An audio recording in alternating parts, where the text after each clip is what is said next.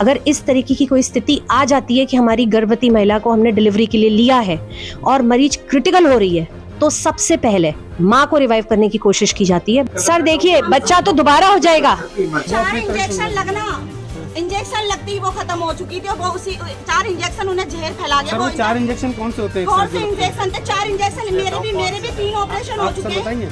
बच्चा निकालने की कोशिश कर रहे होते हैं और उस प्रोसेस में माँ की मृत्यु हो जाती, तब कितना वो करते हैं कि आपने जो है वो बच्चे का ऑपरेशन कर दिया और उसकी वजह से वो हो गया। अगर लगाते ही मरीज कमरे में खत्म हो गया होता तो कोई भी जना उस मरीज को ऑपरेशन के लिए लेता। मुझे इंजेक्शन लगाते ही ले गए थे ना, मैं 10 मिनट तो रोका भी नहीं ना। मैं उस बात की कुछ कह रही हूँ, इंजेक्शन लगा दिया, अंदर लेगा वो खत्म हो चुका। यूपी जिला बरेली में एक निजी अस्पताल में डिलीवरी के दौरान जच्चा बच्चा की मौत हो गई। इसके बाद डॉक्टर सफाई देते हुए नजर आए तो घर वाले गंभीर इल्जाम लगाते हुए। हंगामे की सूचना पर पुलिस फोर्स भी पहुंच गया। आईएमए के पदाधिकारी भी मौके पर आ गए।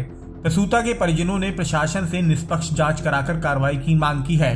मामला रामपुर गार्डन में आनंद आश्रम के पीछे स्थित doctor Rashmi Goyal hospital and research centre का है। 22 वर्षीय नाजिश को शौहर कुर्बान ने प्रसव पीड़ा होने पर अस्पताल में भर्ती कराया था, जहां डिलीवरी के दौरान नाजिश और उसके पेट में पल रहे बच्चे की मौत हो गई। जच्चा बच्चा की मौत पर परिजनों ने लापरवाही का आरोप लगाते हुए हंगामा शुरू कर दिया। पुलिस की मौजूदगी में डॉक्टर इस वाकये पर अपनी सफाई देते हुए नजर आए, वहीं घर वाले तमाम इल्जाम लगाते रहे। आप भी देखिए कि किसने क्या कहा और अंदाजा लगाइए कि किसकी बात सही है। डॉक्टर का सबसे बड़ा फर्ज होता है कि अगर परेशानी है, किसी तरह मरीज हायर सेंटर में पहुंच जाए। डॉक्टर पंकज कुमार बंसल, कार्डियोलॉजिस्ट हूँ, एंड केवल यही काम देखते हैं हम कि मरीज सडनली कोलैप्स किया, पहला काम है उसे रिवाइव करें। किसी कारणवश उसमें हमें जरा सी भी जान महसूस हो रही है और हमारे यहाँ पूरी सुविधा नहीं है, तो वहां तक पहुंच जाए जहाँ सुविधा है। तो सर हमें बताया भी कहाँ था? नहीं, ये बेटा देखो एक बात सुनो, हमने नहीं गया था ये तो आप। अच्छा एक बात सुनो, तुम किसी लोगों का हम गुमराह कर रहे हो।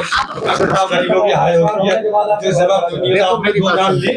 आप लोगों ने सामने आपकी स्टाफ लापरवाही, बच्चा था वो क्या वो बच जाता। मेरी बात समझो,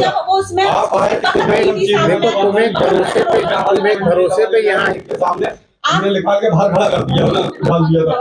एक्सपायर हुई है। देखो कभी भी मैडम ने बताया, मैडम बोली कि जब अगर माँ की पल्स वो नहीं चल रही होती है तो ऑपरेशन नहीं किया था। जो आज इस समय स्थिति ये बन रही है, जबकि तुम्हारे यहाँ की कितनी डिलीवरी, तुम्हारे यहाँ की कितनी डिलीवरी यहाँ पे हुई है।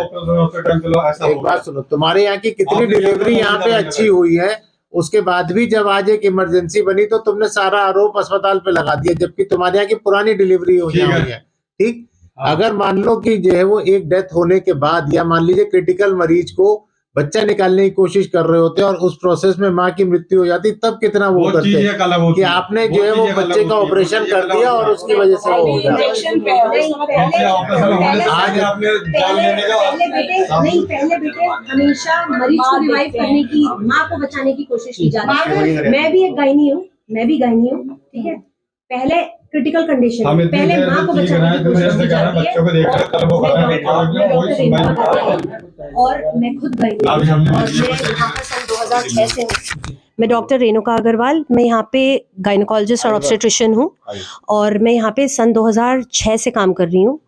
जहाँ तक मैंने क्रिटिकलिटी देखी है और क्रिटिकलिटी हैंडल करी है, वहाँ पर हम सबसे पहले, अगर इस तरीके की कोई स्थिति आ जाती है कि हमारी गर्भवती महिला को हमने डिलीवरी के लिए लिया है और मरीज क्रिटिकल हो रही है, तो सबसे पहले माँ को रिवाइव करने की कोशिश की जाती है। बच्चा सर दोबारा, सर देखिए बच्चा तो दोबारा हो जाएगा।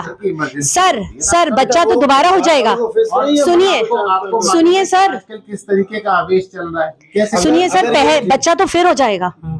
अगर उसी माँ को हम बचा पाए तो बच्चा तो फिर हो जाएगा, बट अगर माँ ही चली जाएगी, बच्चे की और जान ले ली। आप समझो सड़क पे अगर एक्सीडेंट हो जाए, कितने लोग रोक करके उसकी मदद करते हैं, केवल इस डर से कि हमारे ऊपर सर पे आ जाएगी पुलिस, हमसे ही पूछेगी। सर बस ये बता दीजिए इन लोग का क्या खत्म हो गया, वो पेट में नहीं करी जाती है। हॉस्पिटल पेशेंट एडमिट होता है, उनके हमारे यहाँ दवा है ज़ाइलोकार्ड, जरूर करी जाती है।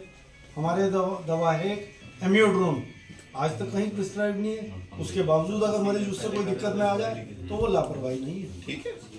वो मजबूरी है, जो चीज जितनी है।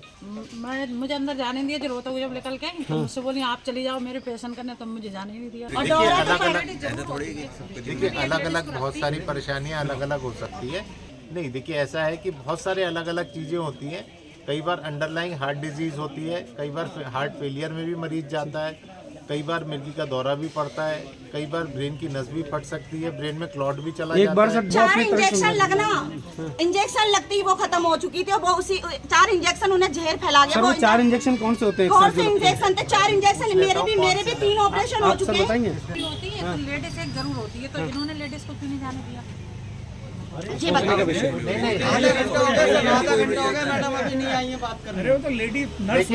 अंदर जाने की बात तो अलग है, लेकिन कोई भी सिजेरियन होता है, कोई भी सिजेरियन होता है, सिजेरियन में कोई लेडी खड़ी नहीं होती है। ऑपरेशन थिएटर एक स्टेराइल एरिया होता है। एक एंटीबायोटिक लगता है, एक एंटासिड लगता है, एक घबराहट के लिए लगता है कि उल्टी ना आ जाए, और एक डेक्सोना लगता है।